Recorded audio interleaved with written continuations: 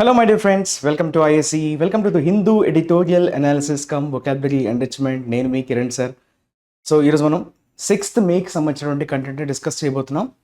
So already మనం like 5th మనకి Sunday కాబట్టి 4th మనం ఏదైతే డిస్కస్ చేసి ఉన్నామో దానికి సంబంధించినటువంటి అసైన్మెంట్ ఇచ్చున్నాం కదా. సో దాని సొల్యూషన్తో పాటు ఈరోజు మనం నేర్చుకోబోయే అంశాలు ఏంటంటే revision, editorial, vocabulary and assignment, right? So assignment సొల్యూషన్తో అయితే మనం మన సెషన్ అయితే స్టార్ట్ చేసుకుందాం. అందరూ రెడీ కదా? సో ఎవరెవరైతే ఆన్సర్స్ ప్రయత్నించారో వాళ్ళందరినీ నేను అప్రిషియేట్ చేస్తున్నాను. And please go through the answers. ఎందుకు చేయలేకపోతున్నాను అనేది జాగ్రత్తగా చూడండి and maintain a notes for that. Clear? Okay, just look at this assignment. ఇది ఓకే ఓకే వేరే వేరేగా ఇచ్చినట్టున్నారు. Assignment solution, assignment of the day, right? This is your assignment solution, అంతేనా? రైట్, చలో let's start. Is it visible? Okay, so first word చూద్దామమ్మా. 8 lettered word అన్నాడు, రైట్? It's a verb అంటున్నాడు. అది కూడా చోక్, స్ట్రాంగిల్, స్ట్రాంగులేట్ అంటే ఊపిరాడనివ్వకుండా చేయడం. బేసిక్గా స్ట్రాంగిల్ అన్నా స్ట్రాంగులేట్ అన్నా ఏంటంటే మీరు ఎప్పుడైనా ఒక పిల్లోని యూజ్ చేసి ఒకరి మీద ఒత్తడం వల్ల ఏమవుతుందంటే you will feel breathlessness, right? So ఒకరిని ఊపిరాడనివ్వకుండా చేయడం. చోక్ అన్నా కూడా అదే. చోకింగ్ అంటే ఏంటి? ఆ ఫ్లోని మీరు అబ్స్ట్రక్ట్ చేయడం. So obstructing is basically choke. Choke అవుతుందంటే అబ్స్ట్రక్షన్. సో అబ్స్ట్రక్షన్ మనం ఏమనొచ్చు? That is nothing but you can use the word THROTTLE. That is basically your throttle. Obstruct అని చెప్పచ్చు, ఒక ఫ్లోని అబ్స్ట్రక్ట్ చేయడం. ఎస్పెషల్లీ థ్రాటల్ అన్నది కొంచెం మనకి చోక్కి దగ్గరగా ఉండే పదం. Choke, strangle and strangulate. And coming to this assignment solution, ఇందులో ఎక్కడెక్కడ మనకి ఎర్రర్స్ ఉన్నాయన్నది మనం అడగడం జరిగింది మొన్న సాటర్డే రోజు. So Hamas said on Thursday that it was sending what? Delegation అంటే ఒక టీం అనమాట, కలెక్టివ్ నౌన్ ఇది. Sending a delegation, there should be an article here, right? Sending a delegation, ఒక గ్రూప్ని, డెలిగేట్స్తో కూడుకున్నటువంటి ఒక గ్రూప్ని ఉద్దేశించి మనం డెలిగేషన్ అంటాం, రైట్? సో ఆ గ్రూప్ను ఉద్దేశించి, ఆ టీంను ఉద్దేశించి, experts, team of experts or delegates, officials to Egypt for further ceasefire talks in a new sign of progress in attempts by international mediators to hammer down is wrong, okay, hammer away, it is correct. hammer away అంటే దాన్ని కంప్లీట్గా తీసేయడం, right? దాన్ని తొలగించడం. Hammer down is wrong. An agreement among, చూసారా? Israel అంటున్నాడు and the మిలిటరెంట్ group అంటున్నాడు. వీరిద్దరి మధ్య ఉన్నటువంటి అగ్రిమెంట్ని హ్యామర్ అవే, దాన్ని కంప్లీట్గా రిమూవ్ చేయడం. అంటే అమాంగ్ వాడచ్చా ప్రిపోజిషన్? నో, బిట్వీన్ వాడాలి. ఎందుకంటే మీకు బిట్వీన్కి అమాంగ్కి తెలుసా లేదా డిఫరెన్స్, అప్లికేషన్, మీకు ఆ అప్లికేషన్ తెలుసా లేదా అనేది క్వశ్చన్స్ రూపంలో అడుగుతాడు. So make sure you know that, right? ఇప్పుడు అమాంగ్కి, బిట్వీన్కి ఆ డిఫరెన్స్ తెలియడం వేరు, దాన్ని అప్లై చేయగలగడం వేరు, రైట్? జస్ట్ తెలుసుకుంటే సరిపోదు, దాన్ని అప్లై చేయగలగాలి. అందుకే క్వశ్చన్స్ రూపంలో మనం అప్లికేషన్ మీరు ఎంత బాగా అంటే త్వరగా సెన్స్ చేయగలుగుతున్నారా లేదా, సెంటెన్స్ చదివేటప్పుడు ఇక్కడ పర్టికులర్ మనకు తెలియదు కదా. ఎర్రర్ అనేది మనకి ప్రిపోజిషన్లో ఉండొచ్చు, రైట్? ఎర్రర్ అనేది పార్ట్స్ ఆఫ్ స్పీచ్లో ఉండొచ్చు, ఎర్రర్ అనేది టెన్స్లో ఉండొచ్చు, సబ్జెక్ట్ వర్బ్ అగ్రిమెంట్, డిసగ్రిమెంట్లో ఉండొచ్చు. సో ఇన్ని మనకేంటంటే సిచ్యువేషన్స్ బట్టి, ఇచ్చినటువంటి క్వశ్చన్ బట్టి ఆ కాన్సెప్ట్స్ మీద అడిగే అవకాశాలు ఉంటాయి. కాబట్టి మనం అలవాటు చేసుకోవాలి. మోర్ నెంబర్ ఆఫ్ ప్రాక్టీస్ అందుకే చేయడం అనేది చాలా important. So the more you practice you will get the command over recognizing the errors అనమాట. సో ఎర్రర్స్ని వెంటనే పసిగట్టగలగడం. ఎందుకంటే మీరు చాప్టర్ వైజ్ నేర్చుకునేటప్పుడు ఏమవుతుందంటే మీ ఆ చాప్టర్కి తగ్గ ఎర్రర్స్ మీరు నేర్చుకుంటారు కాబట్టి మీకు అప్పుడు ఇబ్బంది అనిపించదు. But once you start writing ఎగ్జామ్స్లో అన్నీ కూడా మనకి కలిపి ఉంటాయి కాబట్టి again you will not be able to particular topic అని మనం చదవం కాబట్టి సో అక్కడ మీరు దొరికిపోతారు అనమాట. So make sure you practice more number of questions. వీటిని మీరు చాలా జాగ్రత్తగా వినియోగించుకోండి. ఇన్స్టిట్యూట్ ప్రొవైడ్ చేస్తున్నటువంటి మెటీరియల్స్ కావచ్చు, ఇన్స్టిట్యూట్ ప్రొవైడ్ చేస్తున్నటువంటి కంటెంట్ని కావచ్చు, థరోగా సిన్సియర్గా ఫాలో అయితే ఖచ్చితంగా మంచి మార్క్స్ తెచ్చుకునే అవకాశం ఉంటుంది. సో దాన్ని ఎవరు కూడా అనవసరంగా వృధా చేసుకోవద్దు. That is my sincere request. చలో let's move on to the next section, that is your assignment. No, it's not assignment. Like we have to talk about this revision kada. Yes, revision. Last క్లాస్లో నేర్చుకున్నటువంటి ఎడిటోరియల్లో వచ్చినటువంటి వర్డ్స్ని మనం ఒకసారి analyse చేద్దాం. Okay, sensitivity అన్నాడు. This is basically a noun. Okay, sensitive అనే పదం మనం వినుంటాం కదా. Sensitive is basically an adjective, దాని నౌన్ ఫామే సెన్సిటివిటీ. సెన్సిటివిటీ ఏంటంటే అర్థం ఏంటంటే దీంతో కేర్గా, కొంచెం జాగ్రత్తగా. సెన్సిటివిటీ అంటే టేకింగ్ డ్యూ కన్సిడరేషన్స్, కొన్ని కన్సిడరేషన్స్ మనం కన్సిడర్ చేస్తూ మనం దాన్ని హ్యాండిల్ చేయడాన్ని you call it as sensitivity. అంటే ఏమనొచ్చు అంటే ఒక ప్రాబ్లమ్ని క్లియర్గా అర్థం చేసుకోవడం, అందులో ఉండేటువంటి సెన్సిటివ్ అంశాలని మనం దాన్ని కేర్ తీసుకోవడం, సెన్సిటివ్ అంశాలని కేర్ తీసుకోవడం. మనం యాక్చువల్గా ఎడిటోరియల్లో మనం ఏదైతే డిస్కస్ చేసామో, కొంతమంది మహిళలు లైంగిక పరమైనటువంటి దాడులు ఎదుర్కొంటున్నటువంటి కర్ణాటకకి చెందినటువంటి ఓకే ఎంపీ కదా, అతను ఆల్రెడీ సిట్టింగ్ ఎంపీ. సో కర్ణాటకకి సంబంధించినటువంటి ఎంపీ గారు గురించి మనం మాట్లాడుతుంటే హెచ్డి దేవగౌడ గారి గ్రాండ్ సన్ కదా. సో ఆ డిస్కషన్లో మనకి పోలీసులు దర్యాప్తు చేస్తున్నారు, రాష్ట్ర వాట్ వి సే అడ్మినిస్ట్రేషన్ అంటాం కదా, పాలనా యంత్రాంగం అంటాం కదా. సో వాళ్ళందరూ కూడా సెన్సిటివిటీగా వ్యవహరించాలి, అంటే డ్యూ కేర్ తీసుకోవాలి, అర్థం చేసుకోవాలి సిచ్యువేషన్ని, ప్రతిదాన్ని ఏదైతే గోప్యంగా ఉంచాలి, ఏది బహిరంగపరచాలి అనే విషయాలపైన క్లారిటీ ఉండడాన్ని ఈక్వల్ టు సెన్సిటివిటీ. సో దాన్ని చాలా చక్కగా అర్థం చేసుకొని, రైట్, ఓకే, దట్ అర్థం చేసుకోవడాన్ని ఈక్వల్ టు ఎంపతి అంటాం. Empathy is what basically to understand, అటువైపు వ్యక్తి అనుభవిస్తున్న బాధని, to get in to the shoes of others అంటారు. అంటే వారు ఎదుర్కొంటున్నటువంటి బాధని మీరు అర్థం చేసుకోగలగడం. సింపతి అనే పదం ఉంది. సింపతి అంటే ఏంటి? వారు అనుభవిస్తున్న బాధను మీరు కూడా అనుభవించగలడం. Right, when you share the feeling of others, that is sympathy. And empathy means when you understand the other person's feelings. So other person's యొక్క ఫీలింగ్స్ని అర్థం చేసుకోవడాన్ని మనం ఎంపతి అంటాం. Right, empathy is a noun, it's a positive word. Empathize is your adjective. Empathetic, that is an adjective. Empathize verb. Empathetic adjective. Empathetically, that is an adverb. Clear? So empathy should be your correct answer. C should be your correct answer. అంతేనా కదా? Okay, is it C? Okay, ఇక్కడ కొన్ని problem వచ్చాయి. Right, ఇలా వేసేసారు. Should be like ABCDEF కదా. So this would be like D కదా, D అవుతుంది. D is the appropriate answer because it is corresponds to D కదా. Right, that is basically your empathy అని చెప్పచ్చు. అంతేనా? ఓకే, యాక్యురసీ అనొచ్చు, పర్సెప్టివ్నెస్ అని కూడా చెప్పచ్చు. Accuracy or perceptiveness. Accuracy, care, perceptiveness. Okay, that is basically your nouns. D will be your correct answer. తర్వాత perpetrator, ఇదొక కామన్ నౌన్. perpetuate అంటారు. perpetuate, one who perpetuates a crime is called a perpetrator, and who does a crime. క్రిమినల్ని ఉద్దేశించి మనం perpetrator అనొచ్చు. క్రిమినల్కి దగ్గరగా ఉన్న పదం ఏదమ్మా? Offender. Offender is correct. Offender అనొచ్చు, రాంగ్ డూయర్ అనొచ్చు, ఓకే, క్రిమినల్ అనొచ్చు. Okay, all these are same కదా. రాంగ్ డూయర్ అన్నా, క్రిమినల్ అన్నా, అఫెండర్ అన్నా, ఆల్ ఆర్ సిమిలర్. ఓకే, మనం ఇంకొక మంచి పదాలు కొంచెం చెప్తాను. అసాసిన్ మేల్ ఫ్యాక్టర్ అమ్మ, ఇది చాలా important. Assassin, this is who does some okay offence. Offender అనొచ్చు, అసాసిన్ అనొచ్చు. అలానే మేల్ ఫ్యాక్టర్ని కూడా అంటారు. మేల్ ఫ్యాక్టర్ చాలా ఇంపార్టెంట్. ఇది బెనిఫాక్టర్, మేల్ ఫ్యాక్టర్, ఈ రెండు పదాలు చాలా ఇంపార్టెంట్. మేల్ ఫ్యాక్టర్ అంటే కీడు తలపెట్టేవాడు, బెనిఫాక్టర్ అంటే మంచి కోరుకునేవాడు, మంచి పనులు చేసేవాడు. మంచి పనులు చేసేవాడిని బెనిఫాక్టర్ అంటాం. అలానే malefactor is related to negative word. Malefaction, చెడ్డ పనులు ఉద్దేశించి మెయిల్ ఫ్యాక్షన్ అంటాం. ఆ మెయిల్ ఫ్యాక్షన్ చేసేవాడిని మెయిల్ ఫ్యాక్టర్ అంటాం.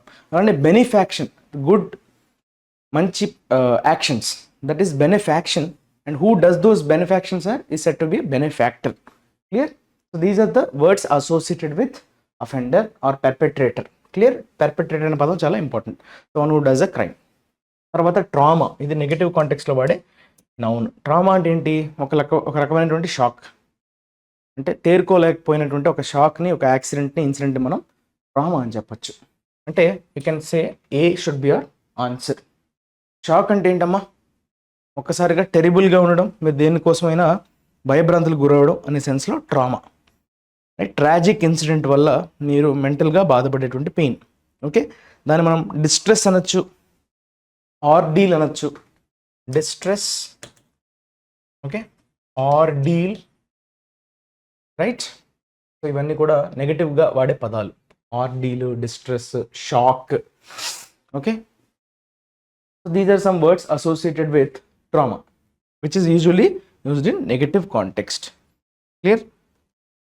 Misery, strain, stress అని కూడా చెప్పొచ్చా? Misery, strain and stress అన్నీ చూసారా negative words. Okay, so a. Next embolden, this is verb. ఇదేంటి? పాజిటివ్ కాంటెక్స్లో వాడచ్చు. అంటే ఏంటి? బోల్డ్ అంటే బేసిక్గా మీకు తెలిసిందే కదా, ఎవరైనా ముందుకొచ్చి మాట్లాడితే, ఎస్పెషలీ సెక్షువల్గా ఎవరినైతే వేధిస్తారో, వేధింపబడిన వాళ్ళు అంటే విక్టిమ్స్ ఎవరైతే ఉంటారో వాళ్ళు ముందుకొచ్చి కంప్లైంట్ చేయరు అనే విషయాన్ని మనం లాస్ట్ క్లాస్లో డిస్కస్ చేసుకున్నాం. సో ఎవరైతే వచ్చి మాట్లాడతారో, ముందుకొచ్చి కంప్లైంట్ ఇస్తారో, అది మిగతా వాళ్ళకి ఖచ్చితంగా ధైర్యాన్ని ఇస్తుంది, వారిలో ఒక కాన్ఫిడెన్స్ నింపుతుంది అనే విషయాన్ని మనం డిస్కస్ చేసేటప్పుడు మనకి పదం అనేది ఎన్కౌంటర్ అయ్యాం. So embolden means which give some strength, right, వారిలో ఒక బలాన్ని నింపడం. దట్ ఈస్ బేసిక్లీ స్ట్రెంగ్థెన్ అనే పదాన్ని వాడచ్చు. That is a verb. Okay, embolden is strengthen. అంటే మనం ఏం చెప్పుకోవచ్చమ్మా? ఎంకరేజ్ అనొచ్చా? Encourage, boost, encourage, boost, cheer, push, ఇవన్నీ స్టిమ్యులేట్, ఇవన్నీ ఒక రకమైన బలాన్ని అయితే చేకూర్చడం. తర్వాత grave, grave is basically your adjective. Grave అంటే ఏంటి? గ్రేవ్ అఫెన్స్ అంటాం కదా. గ్రేవ్ అంటే serious, something related to very serious అని చెప్పడాన్ని మనం గ్రేవ్ ఇష్యూస్ అంటారు, గ్రేవ్ కన్సర్న్స్ అంటారు. సో గ్రావిటీ అనే నౌన్కి సంబంధించినటువంటి యాడ్జెక్టివే గ్రేవ్. ఇది కూడా చాలాసార్లు మనం డిస్కస్ చేసాం, దీని గురించి మనం ఎక్కువసార్లు మాట్లాడుకున్నాం కూడా. So serious will be your correct answer. B should be your proper answer. Okay, B చూడండి. Okay, dire, critical, dire, critical, heavy, weighty, all these words related to your grief. తర్వాత ఫిట్నెస్ ఆఫ్ థింగ్స్, ఇది ఒక expression, idiomatic expression. Fitness of things means something is appropriate, ఏదైనా సముచితం, శ్రేయస్కరం, సముచితం అనే సెన్స్లో వాడతాం. So ఏదైనా అప్రోప్రియేట్ అని చెప్పడానికి you use this expression, fitness of thing. It will be the fitness of things. ఇద్దరికీ మంచిదే అనే సందర్భంలో మనం నేర్చుకున్నాం. ఇద్దరికీ శ్రేయస్కరం, ఇద్దరికీ సముచితం, రైట్. అప్రోప్రియేట్ అనే పదాన్ని మనం వాడచ్చు. వారిద్దరికి ఎవరెవరు? తండ్రి కొడుకులను ఉద్దేశించి వారి పదవుల నుంచి తొలగి, right, they should be away from their post, resignation చేయాలి అనే విషయాన్ని మనం డిస్కస్ చేసాం, గుర్తుందా? ఫిట్, ప్రాపర్, సూటబుల్ అని చెప్పచ్చు. Fit, proper or suitable, all these are related words. ఓకేనమ్మా? సో ఇవన్నీ వర్డ్స్ మీరన్నీ రికలెక్ట్ చేసుకున్నారు అని ఆశిస్తున్నాను. ఒకవేళ చూడలేకపోతే, ఒకవేళ ఇవి you're not able to answer them, just go through the previous editorial. అది బాగా విని అప్పుడు ఇది క్లియర్గా ఆన్సర్ చేయొచ్చు, రైట్.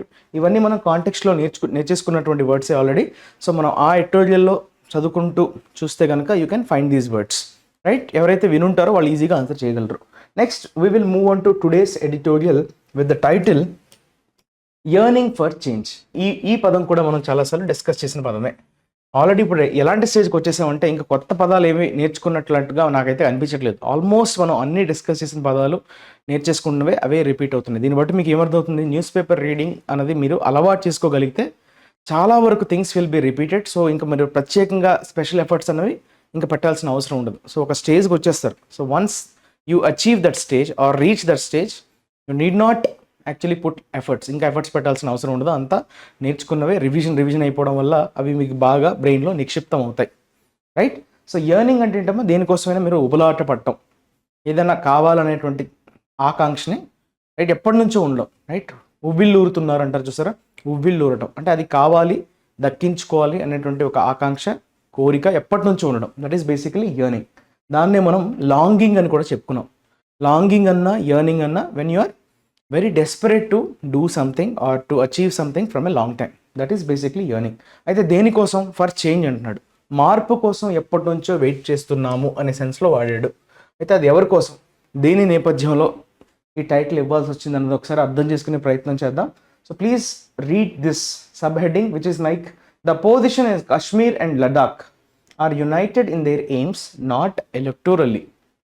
ఓకే, కాశ్మీర్లో ఉన్నటువంటి అపోజిషన్, రైట్, ప్రత్యర్థులు కదా. అపోజిషన్ అంటే ఏంటి, మనకి జనరల్గా ఏమంటాము రాజకీయ పరిభాషలో, రైట్, అధికార పక్షం పాలక పక్షం అంటారు, రెండోది ఏంటమ్మా ప్రత్యర్థి పక్షం కదా. సో ప్రత్యర్థిని మనం అపోజిషన్ అంటాం కదా. పాలక పక్షం ఇంకోటి ఏంటమ్మా ప్రతిపక్షం అంటాం కదా. సో ప్రతిపక్షాన్ని అపోజిషన్ అంటాం. కాశ్మీర్ విషయంలో అలానే లదాఖ్, ఈ రెండు ఇప్పుడు యూటీస్గా డిక్లేర్ చేయబడ్డాయి కదా. ఒకప్పుడు అదొక స్టేట్లా ఉండేది, దాన్ని ఎప్పుడైతే 2 డిఫరెంట్ యూటీస్గా మార్చేశారో అప్పుడు ఇప్పుడు అయితే అపోజిషన్ ఏదైతే ఉందో కాశ్మీర్లోని లదాఖ్లోని వారందరూ కూడా యునైటెడ్గా ఉన్నారు, ఐకమత్యంతో ఉన్నారు. ఏ విషయంలో, ఇన్ దేర్ ఎయిమ్స్, వారికి ఉన్నటువంటి గోల్స్, వారికి ఉన్నటువంటి టార్గెట్స్ విషయంలో వారందరూ కూడా ఒక ఐకమత్యాన్ని అయితే పాటిస్తున్నారు. కాకపోతే నాట్ ఎలక్టోరల్లీ, అంటే ఎలక్షన్స్లో వాళ్ళందరూ కలిసి పోటీ చేయట్లేదు. కానీ వారికి ఉన్నటువంటి ఎయిమ్స్ విషయానికి వస్తే కనుక వారికి ఉన్నటువంటి రైట్ కోరికలు ఏవైతే ఉన్నాయో, డిజైర్స్ ఏవైతే ఉన్నాయో, రైట్, ఆ విషయంలో మాత్రం వాళ్ళందరూ కూడా ఐకమత్యంతో ఉన్నారు అనే సెన్స్లో మనకి ఇక్కడ వాడటం జరిగింది. అయితే ఏంటి ఆ విషయం, ఎందుకు వాళ్ళు ఎలక్టోరల్గా ముందుకు వెళ్ళలేకపోతున్నారు అనే విషయాన్ని ఒకసారి మనం గమనిద్దాం. సో ఇందులో వచ్చేటువంటి కాంటెక్స్ట్ని మనం కరెంట్ అఫైర్స్కి మనం యూజ్ చేసుకుంటూనే ఎక్కడెక్కడ మంచి మంచి పదాలు, రైట్, ఎక్స్ప్రెషన్స్, ఫ్రేజల్ వర్బ్స్ కానీ వస్తుంటే వాటిని మనం స్ట్రెస్ చేసుకుంటూ వెళ్దాం. Right, please go through the article once. దయచేసి ఆర్టికల్ని చదివిన తర్వాత మాత్రమే, విన్నప్పుడే మీకు చాలా వరకు అడ్వాంటేజ్ ఉంటుంది. So Jammu and Kashmir and Ladakh, the union territories bifurcated from the legacy border state of Jammu and Kashmir are among the few states or UTs where polling is taking place across many phases. Jammu and Kashmir, Ladakh, ఇప్పుడు అవి ఏంటమ్మా ప్రస్తుతానికి అవి ఏంటవి, వాటికి ఉన్నటువంటి హోదా ఏంటి, రాష్ట్ర హోదా వారికి లేదు, యూటీ హోదాతో కొనసాగుతున్నటువంటి టెరిటరీస్, యూనియన్ టెరిటరీస్ బైఫర్కేటెడ్, విడిపోయాయి. బైఫర్కేటెడ్ అంటే రెండుగా విడిపోవడం, బైఫర్కేట్, బై అంటే రెండు కదా, బైఫర్కేట్ అవ్వడం అంటే రెండుగా విడిపోవడం. ఎక్కడి నుంచి, from the legacy border state, ఎప్పటి నుంచో కొనసాగుతున్నటువంటి స్టేట్, రాష్ట్రం, జమ్మూ అండ్ కాశ్మీర్గా పిలువబడ్డటువంటి రాష్ట్రం నుంచి విడిపోయి ఇప్పుడు యూనియన్ టెరిటరీస్గా కంటిన్యూ అవుతున్నటువంటి రెండు ప్రాంతాలు జమ్మూ అండ్ లదాఖ్. జమ్మూ అండ్ కాశ్మీర్, లదాఖ్ ఇప్పుడు రెండు యూటీస్గా వ్యవహరిస్తున్నాయి. Are among the few states UTs where polling is taking place across many phases. చాలా దశల్లో జరుగుతున్నటువంటి ఎలక్షన్స్ ఏవైతే జరుగుతున్నాయో, వివిధ దశల్లో జరుగుతున్నాయో, సో వివిధ దశల్లో ఈ రెండిట్లో కూడా కొన్ని స్టేట్స్లో అయితే జరుగుతున్నాయి కదా, ఇంకా సౌత్ వైపు ఇంకా రాలేదు. బట్ ఆ కొన్ని రాష్ట్రాల్లో ఏవైతే దశల వారీగా ఎలక్షన్స్ జరుగుతున్నాయో అందులో ఈ రెండు కూడా భాగస్వామ్యులే. జమ్మూ అండ్ కాశ్మీర్, లదాఖ్ ప్రాంతాల్లో కూడా ఎలక్షన్స్ అనేవి విడతల్లో జరుగుతున్నాయి. The constituencies in Jammu have already voted in the first and second phases, while elections have been postponed from the third to the sixth phase in the Anantnag Rajouri constituency. Constituency అంటే ఏంటమ్మా, constituency అంటే మనం ఏమనుకుంటాం, నియోజకవర్గం అనుకుంటాం కదా తెలుగులో, దాన్నే మనం కాన్స్టిట్యుయెన్సీస్ అంటాం. సో జమ్మూలో ఆల్రెడీ కొన్ని కాన్స్టిట్యుయెన్సీస్ ఉన్నాయి. అక్కడ అయితే ఆల్రెడీ ఫస్ట్ ఫేజ్, సెకండ్ ఫేజ్లో రెండు దశల్లో కూడా ఎలక్షన్స్ అనేవి ముగిశాయి. ఆల్రెడీ ఓటింగ్కి జనాలందరూ ఓట్స్ వేయడం జరిగింది. అలానే elections have been postpone from the third to the sixth phase. Third నుంచి సిక్స్త్ ఫేజ్కి పోస్ట్పోన్ అయిపోయాయంట ఎలక్షన్స్. అదే కాన్స్టిట్యుయెన్సీ, అనంతనాగ్ రజోరీ కాన్స్టిట్యుయెన్సీ. ఈ పర్టిక్యులర్ కాన్స్టిట్యుయెన్సీ ఏదైతే ఉందో అనంతనాగ్ రజోరీ, ఇది మాత్రం 3వ ఫేజ్లో జరగాల్సింది ఎక్కడికి పోస్ట్పోన్ అయిందంటే 6వ ఫేజ్లోకి పోస్ట్పోన్ అవ్వాల్సి వచ్చింది ఆ constituency. Okay, first and second ఫేజెస్లో ఆల్రెడీ ముగిసింది జమ్మూలో.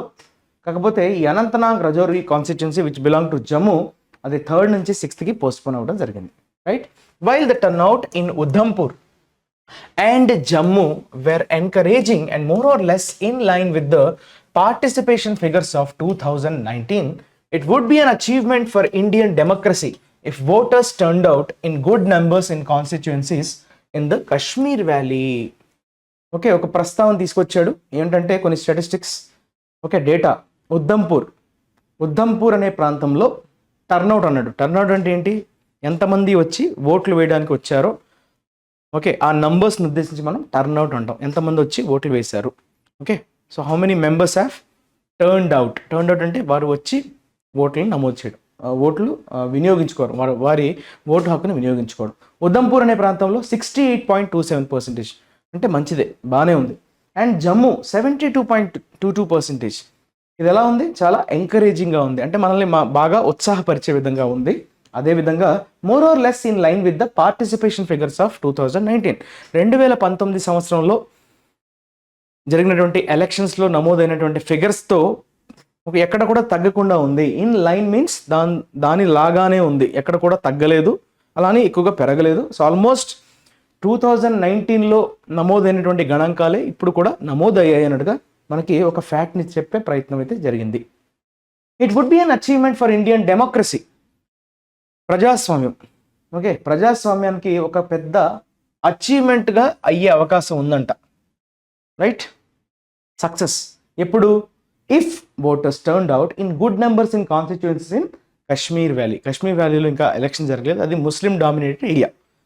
సో ఇక్కడ కూడా ఒకవేళ ఇలానే నమోదైతే గనక జమ్మూలో అలానే ఉధంపూర్లో నమోదైనటువంటి టర్న్అవుట్ మనకి కశ్మీర్ వ్యాలీలో కూడా రిఫ్లెక్ట్ అయితే, అదే విధంగా టర్న్అవుట్ అయితే కనిపిస్తే గనక రానున్నటువంటి ఎలక్షన్స్లో అప్పుడు ఖచ్చితంగా మన ప్రజాస్వామ్యం నెగ్గినట్టే మనం భావించాలి, సక్సెస్ఫుల్ అయినట్టే మనం భావించవచ్చు అన్నట్టుగా చెప్తున్నాడు. The turnout figures for Srinagar, Anantnag and Baramulla were among the lowest in the country. భారతదేశంలో నమోదైనటువంటి ఓటర్ టర్న్అవుట్ని తీసుకుంటే కనుక లీస్ట్ ఇప్పటి వరకు జరిగినటువంటి 2 ఫేజ్ ఎలక్షన్స్లో కూడా తీసుకున్నటువంటి డేటాని మనం కానీ పరిశీలిస్తే చూసారా, శ్రీనగర్ అనే ప్రాంతం, అనంతనాగ్, బారాముల్లా, అక్కడ చూసారా నమోదైనటువంటి పర్సంటేజ్ చాలా చాలా తక్కువగా ఉన్నాయి. ఎస్పెషల్లీ అనంతనాగ్ 8.5%, 100 మందిలో 8.5% అంటే చాలా చాలా తక్కువ. అలానే శ్రీనగర్ 14.43, అలానే బారాముల్లా కాన్స్టిట్యున్సీ కూడా 34. ఇది కొంత ఓకే అనొచ్చు, కానీ మరీ అనంతనాగ్ మరీ టూ మచ్. అనంతనాగ్, శ్రీనగర్ బాగా తక్కువగా ఉన్నాయి. బారాముల్లా 34.6%. ఈ మూడు కూడా కంట్రీలో నమోదైనటువంటి అతి తక్కువ టర్న్అవుట్లలో ఈ మూడుగా అవతరించాయి. This was largely due to a sense of disillusion. ఇది చాలా మంచి పదం అమ్మ, డిస్ఇల్యూషన్మెంట్, ఇది చాలా ఇంపార్టెంట్. దిస్ వాజ్ లార్జ్లీ అంటే ఇంత తక్కువ టర్న్అవుట్ అనేది రావడానికి గల కారణం ఏంటి? Sense of డిస్ఇల్యూషన్మెంట్. డిస్ అన్నది నెగటివ్ ప్రిఫిక్స్, డిసిల్యూషన్ అంటే నిరాశ. ఓకే, కంప్లీట్గా నిరాశతో నిండిపోయి ఉండడాన్ని మనం డిస్ఇల్యూషన్మెంట్ అంటాం. తీవ్రమైనటువంటి నిరాశతో కూరుకుపోవడం disillusionment. Okay, among the electorate over the dissolution of the erstwhile states assembly. ఎందుకైతే నిరాశ వచ్చింది, తీవ్రమైనటువంటి నిరాశ? ఎందుకంటే అమాంగ్ ద ఎలక్టరేట్ అన్నాడు. ఎలక్టరేట్ అంటే ఓటర్స్. ఓకే, ఓటర్ని మనం ఎలక్టరేట్ అంటాం. ఓవర్ ద డిసల్యూషన్, దేన్నైతే కంప్లీట్గా డిజాల్వ్ చేసేసారు. డిజాల్వ్ చేయడం అంటే ఏంటమ్మా?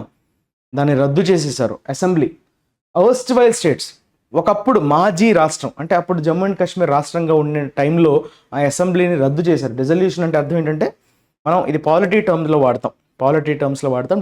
డిసల్యూషన్ ఇందాక వాడింది డిస్ఇల్యూషన్, ఇదేంటిది డిసల్యూషన్. డిసల్యూషన్ అంటే దాన్ని రద్దు చేసేయడం, అసెంబ్లీని రద్దు చేసేసారు. సో ఆ కోపం అన్నది అక్కడైతే కనిపిస్తుంది. అదే వారికి ఉన్నటువంటి నిరాశ, వారికి ఉన్నటువంటి రైట్ కోపం అనొచ్చు, నిరాశ అనొచ్చు. That is disillusionment. Since 2019, the valley has been subject to persistent central rule that has led to phases of severe repression followed by attempts to rejig its polity and electoral map. 2019 దగ్గర నుంచి, అప్పటి నుంచి valley అంటే ఎవరమ్మా? కశ్మీర్ వ్యాలీని ఉద్దేశించి చెప్తున్నాడు. Kashmir valley అన్నది has been subject to persistent అంటే కంటిన్యూస్ అని మీనింగ్ వస్తుంది. సెంట్రల్ రూల్కి కంటిన్యూస్గా అది గురవుతూనే ఉంది. గురవడాన్ని మనం సబ్జెక్టు అంటాం. Has been subject. మీకు డౌట్ రావచ్చు, సార్ హ్యాస్ బీన్ తర్వాత V3 ఉండాలి కదా, సబ్జెక్ట్ మనం V3గా కూడా సబ్జెక్ట్గానే చెప్తాం.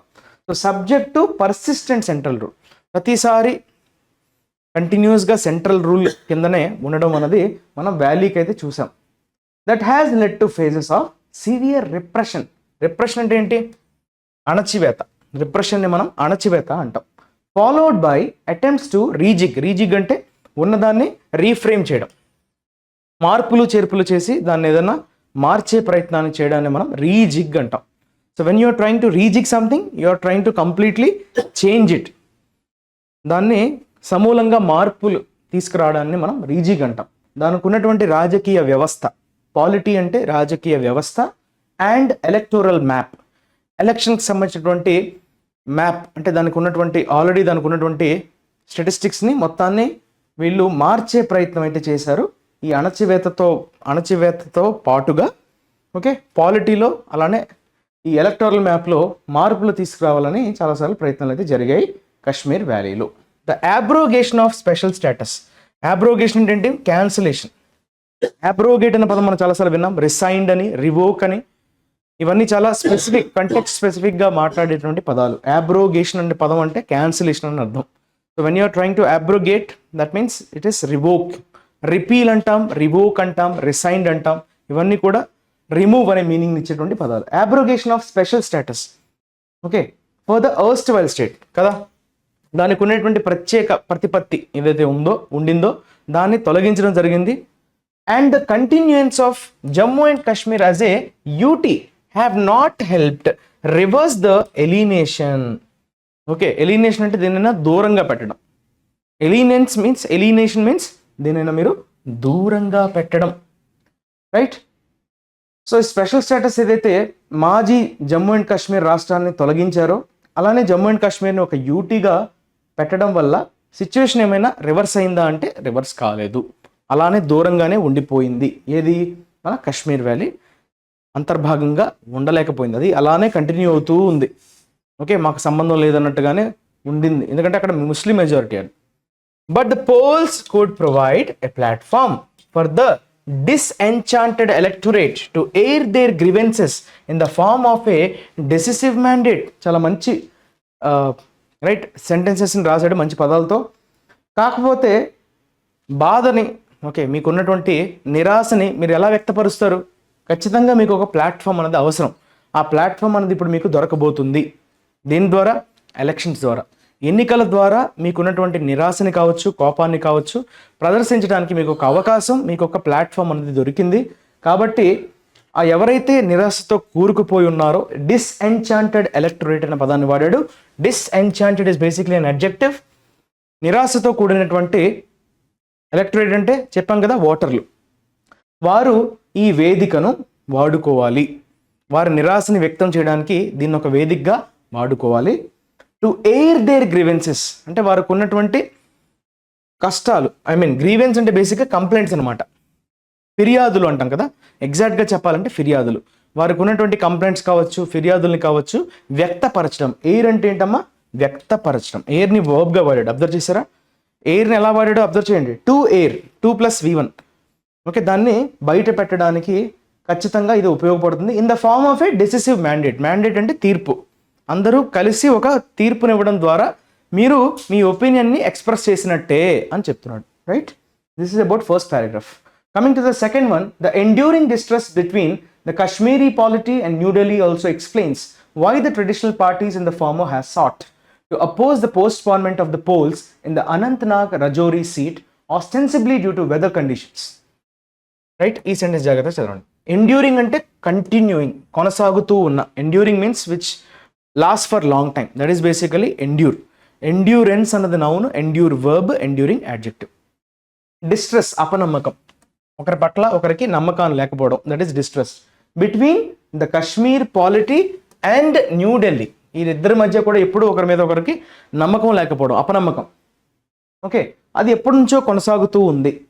ఆల్సో ఎక్స్ప్లెయిన్స్, అది కూడా ఎక్స్ప్లెయిన్ చేసే ప్రయత్నం చేస్తుంది. దేన్నమ్మా? Why the traditional parties in the former have sought to oppose the postponement of the polls in the Anantnag Rajouri seat. Okay, traditional parties అంటే ఎప్పటి నుంచో రైట్ కొనసాగుతున్నటువంటి పార్టీలను ఉద్దేశించి మనం ట్రెడిషనల్ పార్టీస్ అంటాం. అంటే బాగా అలవాటైన పార్టీలు, మనం ఆల్రెడీ వాటిని చూస్తూ పెరిగినటువంటి పార్టీలు ఏవైతే ఉన్నాయో ఆ పార్టీలు ఏమన్నాయంటే ఇన్ ద ఫార్మర్ అంటే అర్థం ఏంటమ్మా? ఫార్మర్ అంటే కశ్మీరీ పాలిటీ అని అర్థం. Okay, former refers to the first one, later refers to the second one. ఎప్పుడైనా రెండు విషయాల గురించి మనం డిస్కస్ చేసేటప్పుడు whenever you talk about former, it means ఆ వరుసలో ఉండేటువంటి మొదటి దాన్ని రెఫర్ చేస్తున్నట్టుగా. ఓకే, ఇన్ ద ఫార్మర్ అంటే in the Kashmiri polity, Kashmiri రాజకీయ వ్యవస్థ ఉద్దేశించి హ్యావ్ సాట్ టు, ఓకే, అవి అడిగాయి అనమాట, కోరుకున్నాయి. ఏం కోరుకున్నాయి? To oppose the postponement of the polls. ఖచ్చితంగా మీరు ఈ ఎన్నికల్ని వాయిదా వేయాలి, అది కూడా అనంతనాగ్ రజోరీ అనేటువంటి కాన్స్టిట్యుయెన్సీకి సంబంధించినటువంటి ఎలక్షన్స్ని మీరు వాయిదా వేయాలన్నట్టుగా కశ్మీరీ పాలిటీ అనేది కోరుకుంది. పాలిటీ అంటే అక్కడ రాజకీయ వ్యవస్థ. ఆస్టెన్సిబ్లీ, ఇది మనకి పదం చాలా పరిచయం ఉన్న పదమే. ఆస్టెన్సిబ్లీ అంటే అర్థం ఏంటమ్మా? అపారెంట్లీ అనే మీనింగ్ వస్తుంది. అపారెంట్లీ అంటే కనిపిస్తున్నటువంటి విధంగా. Apparently means we don't know the actual reason, but బయటికి కనిపిస్తున్నట్లయితే కనుక వెదర్ కండిషన్స్ వల్ల మేము పోస్ట్ పోన్ చేసామన్నట్టుగా అయితే చెప్పడం జరిగింది. ఓకే, వాతావరణ అంశాలు సరిగ్గా అనుకూలించట్లేదు కాబట్టి మేము దీన్ని వాయిదా వేస్తున్నాం అన్నట్టుగా చెప్పడం జరిగింది. But the mainstream Kashmiri polity including the peoples democratic party PDP and the Jammu and Kashmir national conference that came together with others to form the peoples alliance for Gupkar declaration could not unite and contest as one in the Lok Sabha elections. అయితే main stream Kashmiri పాలిటీలో ఉన్న వాళ్ళు మాత్రం అందులో భాగస్వాములైన వాళ్ళు ఎవరు? Kashmiri polity అంటే అదే రాజకీయ వ్యవస్థ, కశ్మీర్లో నెలకొన్నటువంటి రాజకీయ వ్యవస్థను ఉద్దేశించి మనం కశ్మీరీ పాలిటీ అంటున్నాం. అందులో భాగస్వాములైన వారు ఎవరు? పీపుల్స్ డెమోక్రటిక్ పార్టీ పీడీపీ అంటాం, అలానే Jammu and Kashmir national Conference NC అంటాం. Jammu and Kashmir NC that came together with others, మిగతా వారితో అది కూడా ముందుకు రావడం జరిగింది. ఎందుకోసం? To form the peoples alliance for Gupkar Declaration. Gupkar Declaration అంటే ఏంటి? ఒక తీర్మానం లాంటిది, రైట్? వాళ్ళందరూ కలిసి ఒక కూటమిలాగా ముందుకు వచ్చినప్పటికీ కుడ్ నాట్ యునైట్, వారందరూ కలిసి రైట్ ఐకమత్యం కాలేకపోయారు. ఒక తాటిపైకి వద్దామని అనుకుని ఒక అలయన్స్లా ఫామ్ అయినా కూడా the could not unite and contest, అంటే ఎలక్షన్స్లో వారందరూ కలిసి పోటీ చేయలేకపోయారు. As one in the Lok Sabha elections, Lok Sabha ఎలక్షన్స్లో ఒకటిగా వారందరూ కలిసి ఒక కూటమిలా ఏర్పడి ఎలక్షన్స్లో మాత్రం పార్టిసిపేట్ చేయలేకపోయారు. ఒక అలయన్స్గా ఫామ్ అయ్యారు తప్ప పోటీ చేయడంలో మాత్రం విఫలమయ్యారు. గుప్కర్ డిక్లరేషన్ అనేది ఒకసారి చూద్దాం అదేంటో. The NC and PDP have revived their political hostilities in the valley. The former is in alliance with the Congress as part of the India bloc. The NC అంటే ఇందాక చెప్పుకున్నాం కదా, నేషనల్ కాన్ఫరెన్స్. అలానే PDP అంటే ఎవరు? Peoples democratic party కదా, PDP.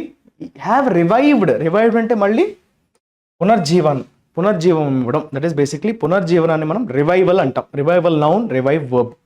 Revived their political hostilities అంటే enmity, శత్రుత్వం, రాజకీయ వైరం అంటాం కదా, పొలిటికల్ హోస్టిలిటీస్ అంటాం. వైరాలు, వారికి మధ్య ఉన్నటువంటి వైరాల్ని పునర్జీవనం పోసేలాగా చేసి ఇన్ ద వ్యాలీ అంటే కశ్మీర్ వ్యాలీని ఉద్దేశించి. ద ఫార్మర్, మళ్ళీ ఇందాక చెప్పాం కదా, NC and PDP. The former is in alliance అంటే ఎన్సీని ఉద్దేశించి చెప్తున్నాడు. ఎన్సీ అంటే ఎవరమ్మా? నేషనల్ కాన్ఫరెన్స్ కదా. సో నేషనల్ కాన్ఫరెన్స్ ఆల్రెడీ కాంగ్రెస్లో పొత్తులో ఉంది, అలయన్స్ విత్ ద కాంగ్రెస్తో పొత్తులో ఉంది. As part of the India బ్లాక్లో ఒక పార్ట్ లాగా ఉంది already NC. As for the Bharatiya Janata Party, it is triumphal talk of unifying the country by abrogating Jammu and Kashmir special status sounds hollow. Bharatiya Janata party విషయానికి వస్తే కనుక ఇట్స్ ట్రియంఫల్ టాక్ అంటే అర్థం ఏంటి? ట్రియంఫ్ అంటే ఏంటి? మేము విజయం సాధించేశాము అన్నట్టుగా ప్రకటించుకోవడం. ఓకే, అలా ఆ విధానంగా అంటే మేము ట్రియంఫ్ అంటే ఏంటి? విక్టరీ, మేము విజయం సాధించాము అనేటువంటి ఒక టాక్ అంటే మాట్లాడటం అనమాట. వారు మాట్లాడిన విధానం. ఆఫ్ యూనిఫైయింగ్ ద కంట్రీ, మేము ఎందుకు చేసాము అన్న దాన్ని వాళ్ళు ఇచ్చినటువంటి సంజాయిషి అంటే యూనిఫైయింగ్ ద కంట్రీ, మేము కంట్రీని కంప్లీట్గా ఒక కంట్రీ లాగా ఉంచడానికి ప్రయత్నిస్తున్నటువంటి భాగంగానే మేము జమ్మూ అండ్ కాశ్మీర్ యొక్క స్పెషల్ స్టేటస్ని తొలగించాము. అబ్రోగేటింగ్ మీన్స్ తొలగించడం, దాన్ని అఫీషియల్గా రిమూవ్ చేయడం. అది చాలా హాలోగా ఉంది. గుల్ల, హాలో అంటే ఏంటమ్మా? ల్యాకింగ్ ఆఫ్ సబ్స్టెన్స్, అంటే దాంట్లో ఎటువంటి విషయం ఏం లేదు.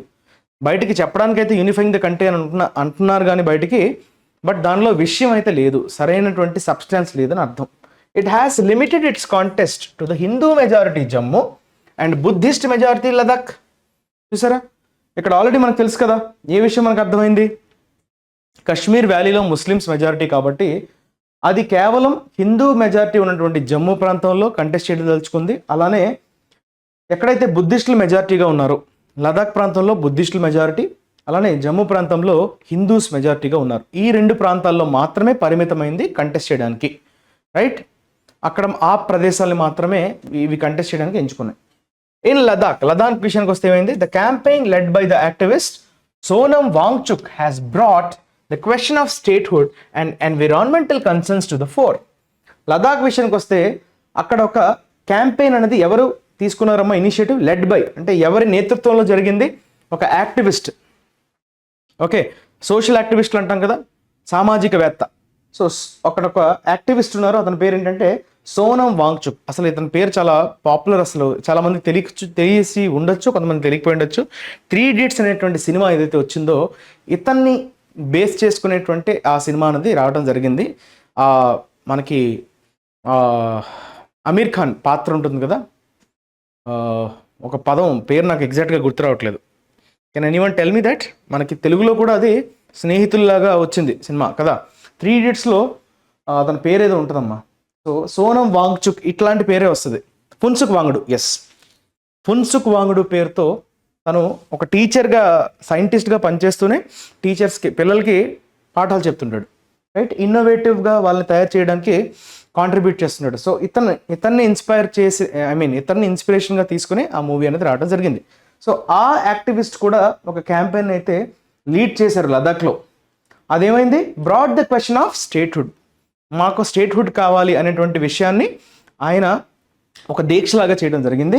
And environmental concerns to the fore, పర్యావరణం సంబంధించినటువంటి కొన్ని అంశాలు ఏవైతే ఉన్నాయో అవి కూడా అందరి ముందుకి రావడంలో ఇతను చేసినటువంటి వాట్ వి సే క్యాంపెయిన్ ఏదైతే ఆయన ఇనిషియేట్ తీసుకున్నారో దానివల్ల ముందుకు వచ్చింది. To the fore means concerns to the fore అంటే అందరికీ తెలిసే విధంగా చేసింది. అంటే ఒక వ్యక్తి ఎవరైనా లీడ్ చేస్తేనే కదా అంశాలన్నీ బయటకు వస్తాయి, ప్రపంచం మొత్తం చూస్తుంది, భారతదేశం మొత్తం కూడా చూడగలుగుతుంది. So bringing something to the fore అంటే అందరూ చూసే విధంగా అది బయటికి రావడం, ముందుకు రావడం అనే sense. To the fore means to bringing something towards, okay, front, forefront అంటాం ముందుకి. But that has not been enough to rev up the opposition.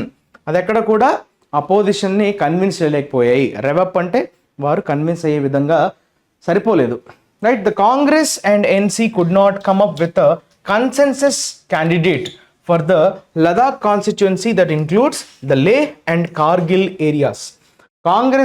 కాంగ్రెస్లో పాటు పొత్తులో ఉన్నటువంటి నేషనల్ కాన్ఫరెన్స్, ఈ రెండు కూడా ప్రస్తుతానికైతే ఒక ఏకాభిప్రాయానికి, ఒక ఇద్దరు ఓకే చేసినటువంటి ఒక క్యాండిడేట్. కన్సెన్సస్ అంటే అర్థం ఏంటమ్మా? మ్యూచువల్గా ఓకే అనుకున్నటువంటి క్యాండిడేట్. కన్సెన్సస్ అంటే ఏకాభిప్రాయం, ఇది కూడా చాలాసార్లు మనం డిస్కస్ చేసాం. ఇక్కడ ఏంటంటే వారిద్దరికి కామన్గా ఓకే అన్నటువంటి ఒక అభ్యర్థిని వారు ఎంపిక చేయలేకపోయారు ఫర్ ద లదాఖ్ కాన్స్టిట్యుయెన్సీ. లదాఖ్ కాన్స్టిట్యుయెన్సీకి వీరైతే ఒక కన్సెన్సస్ క్యాండిడేట్ని ఎంపిక చేయలేకపోతున్నారు. దట్ ఇన్క్లూడ్స్, అయితే ఆ కాన్స్టిట్యుయెన్సీలో already Leh and Kargil areas అన్నీ ఉన్నాయంట. ఆ కాన్స్టిట్యుయెన్సీలో, ఆ నియోజకవర్గం పరిధిలో ఉన్నటువంటి areas Leh and Kargil areas. Leading to the Congress fielding a candidate from Leh while the Kargil units of both parties are supporting and independent from that area. So దీనివల్ల ఏమైందంటే కాంగ్రెస్ ఇప్పుడు ఒక క్యాండిడేట్ని నిలబెట్టడం, ఫీల్డింగ్ అంటే ఏంటమ్మా? అతన్ని నిలబెట్టడం అంటే ఏంటి? పోటీకి పంపుతున్నాము అని చెప్పడం. ఫీల్డింగ్ ఏ క్యాండిడేట్ అంటే ఎలక్షన్స్లో అతన్ని నిలబెట్టడాన్ని ఫీల్డింగ్ అనే పదంతో మనం చెప్తాం, right? Fielding a candidate from లే. సో లేకి సంబంధించినటువంటి ఒక అభ్యర్థిని అయితే నిలబెట్టడానికి దారి తీసింది ఈ పరిణామాలు.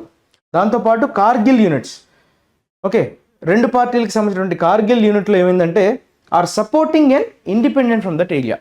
అక్కడ ఆ ప్రాంతానికి చెందినటువంటి ఒక ఇండిపెండెంట్ స్వతంత్ర అభ్యర్థిని అయితే సపోర్ట్ చేయదలుచుకుంటున్నాయి పార్టీస్ అంట. ఓకే, ఒక ఇండిపెండెంట్ అభ్యర్థిని ఆ ఏరియాకి సంబంధించి, అంటే కార్గిల్ ఏరియాకి సంబంధించి. ఇదంతా political developments in Jammu and Kashmir. ఇదంతా మనం దేశంలో జరుగుతున్నటువంటి మిగతా అంశాలని కూడా మనం తెలుసుకోవాలి. కాబట్టి మనకి ఈ ఆర్టికల్స్ అనేవి ప్రపంచంలో, దేశంలో ఏం జరుగుతున్నాయనే విషయాన్ని కళ్ళకు కట్టేలా చూపించే ప్రయత్నం అయితే చేస్తాయి. అండ్ దీంతో పాటుగా మనం చాలా విషయాలను అయితే నేర్చుకున్నాం with the help of right vocabulary which have been discussed. Now let us move on to vocabulary part. రెండవ ఎడిటోరియల్లో వచ్చినటువంటి వర్డ్స్ని ఫాస్ట్గా నేర్చుకునే ప్రయత్నం అయితే చేద్దాం. ఫ్రే అన్నాడమ్మా. What you mean by fray? Fray is like ఒక యుద్ధం అనొచ్చు, బ్యాటిల్ అనొచ్చు, ఒక రణరంగం అనొచ్చు, కాంపిటీషన్ అనొచ్చు. బేసిక్గా అది ఫ్రే అంటే. It's basically a noun. Okay, వారందరూ కలిసి ఒక కాంపిటీషన్లోకి ఎంటర్ అవ్వడం అనే అర్థం. Third buyer has entered the fray అంటే ఆల్రెడీ వాళ్ళందరూ తలపడుతున్నారు కాంపిటీషన్లో, మూడో వ్యక్తి చేరాడు అని అర్థం. Right, a fray is also a situation in which people or organisations compete forcefully, ఒకరితో ఒకరు తీవ్రంగా పోటీ పడటం. Right, battle, struggle, fight, competition. Right, తర్వాత ఫోర్త్ రైట్ అంటే చాలా ఆనెస్ట్, ఫ్రాంక్ అని అంటాం కదా, straightforward, frank, open, candid, straightforward, ఇవన్నీ పాజిటివ్ వర్డ్స్. ఫోర్త్ రైట్ అనేది పాజిటివ్ కాంటెక్స్లో వాడే adjective. I admire her forthright way of dealing with people. చాలా ఆనెస్ట్గా డీల్ చేసే విధానం అయితే నేనైతే మెచ్చుకుంటాను. Right, that is forthright, positive word. Vacillate, ఇది ఒక వర్బ్, చాలా ఇంపార్టెంట్ అమ్మ. వ్యాసిలేట్ అంటే ఊగిసలాడటం. When you're unable to decide, ఏం చేయాలో డెసిషన్ తీసుకోలేక సతమతం అవుతున్నాం, ఊగిసలాడటం, ఇటా అటా ఇటా, yes or no. Right, oscillate, vacillate, you are not sure about something అంటే డిథర్ అనొచ్చు, వేవర్ అనొచ్చు, అంబివెలెంట్, ఇవన్నీ. Right, ambivalent adjective, waver, dither. To be uncertain కదా, when you are not sure about what to do. Her mood vacillated between hope and despair. Hope ఆశ, despair నిరాశ. ఆశ నిరాశ మధ్య కొట్టుమిట్టాడుతుంది. వ్యాసిలేటెడ్ అంటే కొట్టుమిట్టాడటం. అన్ఏబుల్ టు డిసైడ్, డిథర్ అనొచ్చు, వేవర్ అనొచ్చు, అంబివెలెంట్ అనొచ్చు. రెఫ్యూజ్, మీకు రెఫ్యూజీ తెలుసు, శరణార్థుల్ని మనం రెఫ్యూజీస్ అంటాం, కామన్గా ఉన్నది. రెఫ్యూజ్ అనేది షెల్టర్, షెల్టర్ కోరుకునే వాళ్ళని రెఫ్యూజీస్ అంటాం, శరణార్థులు అంటాం.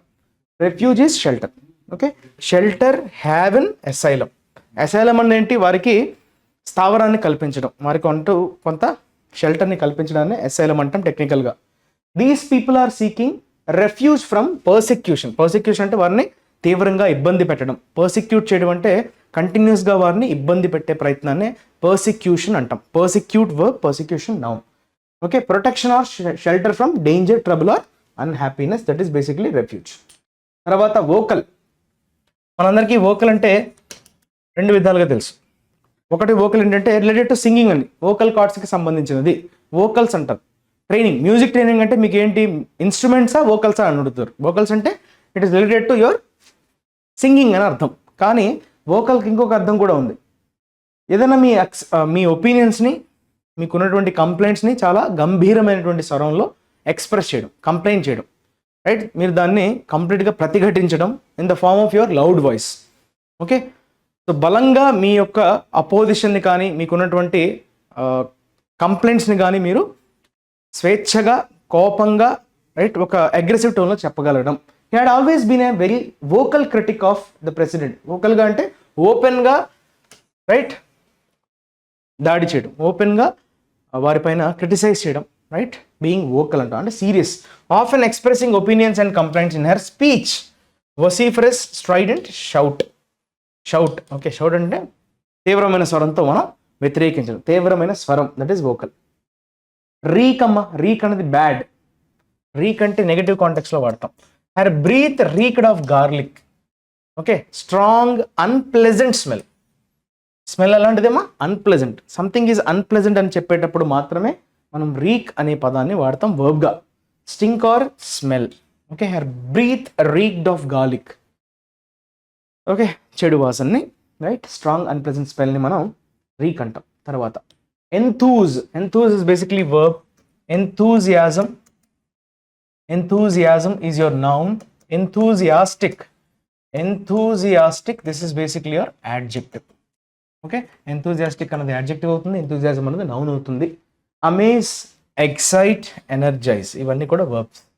He was passionately interested in classical music but failed to enthuse his children with it. Enthuse ante varilo ఉత్సాహాన్ని నింపే ప్రయత్నంలో మాత్రం విఫలమయ్యాడు.